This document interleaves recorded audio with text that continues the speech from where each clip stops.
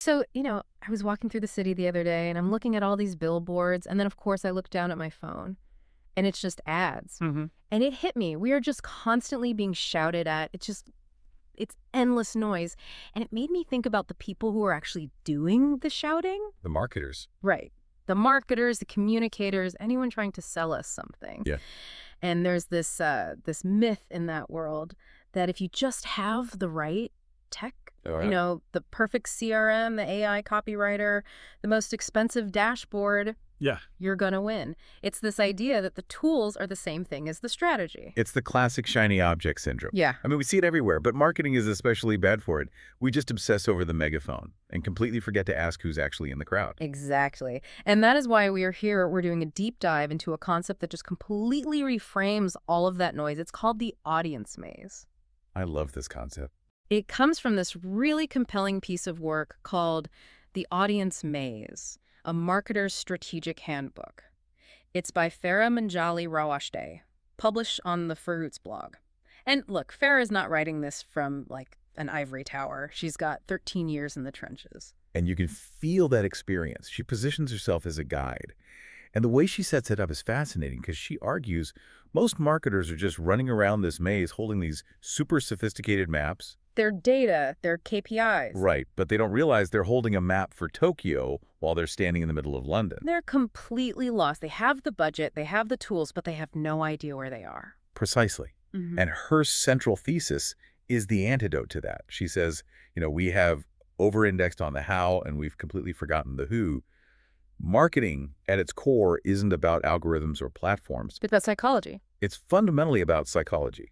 If you don't understand the human mind you're trying to influence, the best algorithm in the world is just going to help you fail faster. So, to get us out of this maze, Farah outlines a very specific structure. It's not just that generic know your audience advice. She breaks it down into a foundation, the stuff you have to do before you even start. And then she gives us 4 distinct keys for 4 very different doors. Right, you've got B2C, B2B, B2G, and then the really wild one, G2G. G2G is where my brain kind of short-circuited a little bit, but we'll get there. We have to start where she starts, with the foundation. Because honestly, reading this, I realized how many people, myself included, probably skip this part. Oh, everyone wants to skip to the fun part. We just want to get to the creative, make the cool ad. But Farah is so clear. If you skip the foundation, the creative is doomed. She lists 3 pillars that hold it all up, and the first one is industry knowledge. Which sounds obvious, doesn't it? Yeah. Know your industry. But she's talking about something deeper than just, reading a few newsletters or scrolling LinkedIn. She is. She's talking about fluency. You can't just be a generalist marketer anymore. You have to be a subject matter expert. I mean, think about it. If you're marketing cybersecurity software, you can't just know what the software does. Right. You need to understand the threat landscape, the psychology of a hacker, the stress level of the CISO you're trying to sell to. It's the difference between sounding like a tourist and sounding like a local. That is a perfect analogy. Audiences are incredibly sophisticated now. They can smell a tourist marketer a mile away. You know the type. Oh, yeah. Someone who uses all the buzzwords, but you can just tell they don't get the nuance or the culture of the industry. It's like someone trying to sell skateboards who has clearly never stood on one. Exactly. And it creates instant distrust. So pillar 1 is stop being a tourist. Okay, then we get to the second pillar, which has my favorite name in the whole handbook, product shadow work.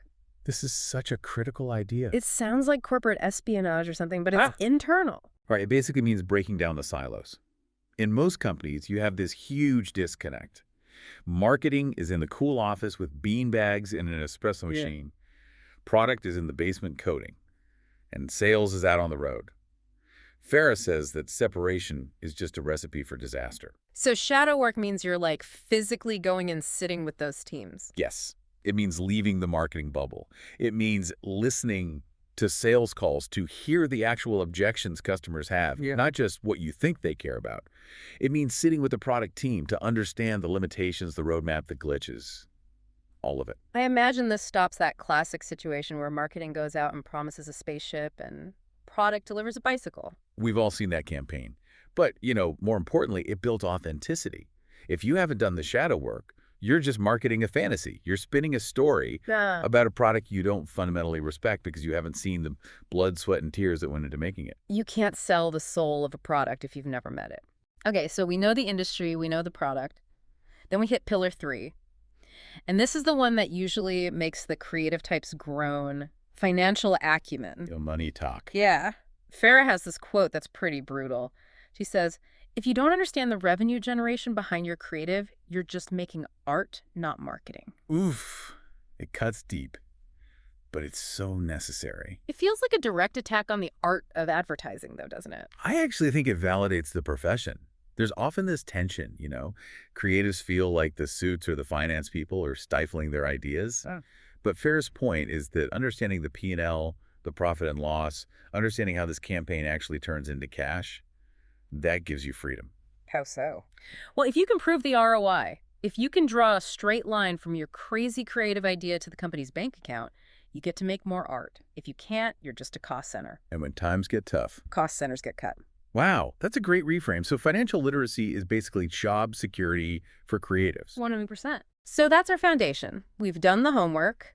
We are fluent in the industry. We've shadowed the product, and we understand the math. Now we're standing at the entrance of the maze. And this is where the keys come in. And her big warning right out of the gate is stop using a B2C key to open a B2B door. And you see people doing it all the time. Constantly. So let's start with the one we all know best. The B2C key, business to consumer. This is what Farah calls everyday marketing. It's what we see when we scroll Instagram or watch the Super Bowl. It's the burger ads, the sneakers, the influencers. Right. And psychologically, because we have to keep coming back to the psychology of B2CO, is about the id.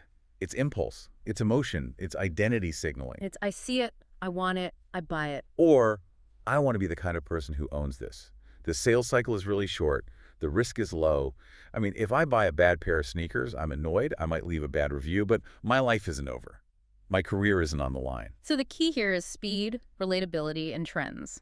Yeah, you have to hook them instantly. Yeah. You have to trigger that emotional response before they scroll away. But then you have B2B, business to business. And this is where I see people mess it up constantly. They see a viral B2C campaign and they think, hey, let's do that for our enterprise cloud storage solution. And it just falls completely flat because the psychology of the B2B buyer is totally different. Right. It is not driven by impulse. It's driven by what? It's driven by fear. Fear. That's intense. Well, think about the stakes. If you're a VP at a big corporation and you sign off on a $2 million software deal and that software fails, Oh, wow. you don't just lose $50 like with the sneakers. You could lose your job. Your entire reputation in the industry is on the line. So the stakes are personal, but in a totally different way. It's about professional survival. Exactly. Yeah. So a flashy, trendy ad doesn't help with that fear. In fact, it might make it worse because it makes you look risky, like a flavor of the month. Farah describes the B2B key as the long game. The long game. It's about building this robust digital identity that just screams stability. She talks about this idea of physical trust in a digital space, which I find really interesting. Yeah, explain that. How do you get physical trust online? It means that even though the transaction is digital, the trust needs to feel as solid as a handshake or like a brick-and-mortar bank vault. Yeah. They have to know you're going to be there in 5 years. They aren't just buying a product. They're entering a relationship. That's the real distinction, isn't it? It's like B2C is a fling. It's a date. B2B is a marriage. That is the perfect analogy. Yeah. And you don't propose marriage on the first date, and you definitely don't use a meme to do it. No, please do not use a meme to propose. So the B2B key is all about authority, consistency, and risk mitigation. Correct. So that covers the commercial sector. Those are the two doors most of us see. But Farah's handbook goes into what she calls the deep end, the sectors that usually get these, boring textbook descriptions. But she makes them sound fascinating. She does. Let's start with B2G, business to government. This is a different beast entirely. Now, my assumption with B2G selling to the government is that it's just B2B, but with more red tape and worse websites. That's the common assumption. And yeah, there's red tape. But the motivation is fundamentally different. A business buys something to make a profit. A government buys something to solve a societal problem, or at least to appear to be solving one. So the key isn't ROI then. The key is compliance and public good. You're dealing with bidding processes, RFPs, strict protocols, but more importantly, you have to speak the language of policy. What does that sound like? Well, if you go into a government pitch talking about how disruptive your tech is, you might scare them off. Right. In the commercial world, disruption is sexy. In the government world, disruption just sounds like chaos. And governments hate chaos.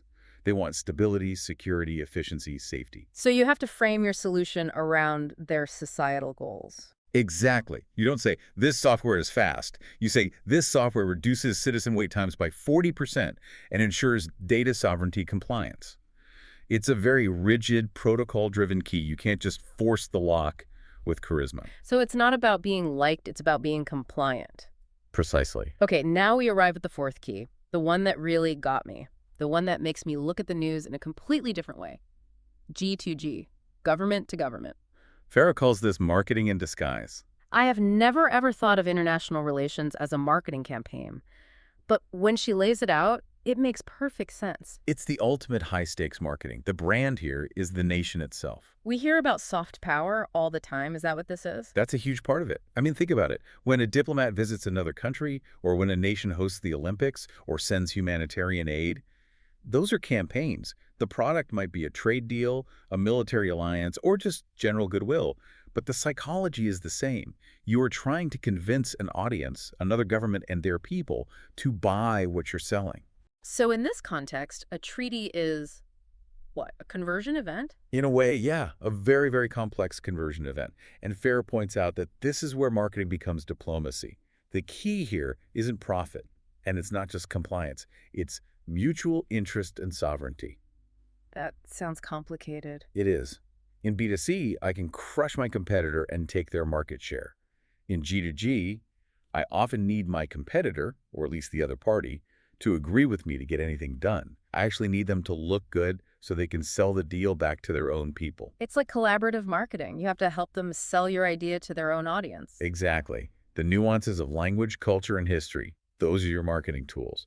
If you get the culture wrong, you don't just lose a sale, you could cause a diplomatic incident. It really reframes how you watch global events. You see these summits, the handshakes, the photo ops. All brand management. It is. And if you look at failed diplomatic efforts, it's often because they used the wrong key.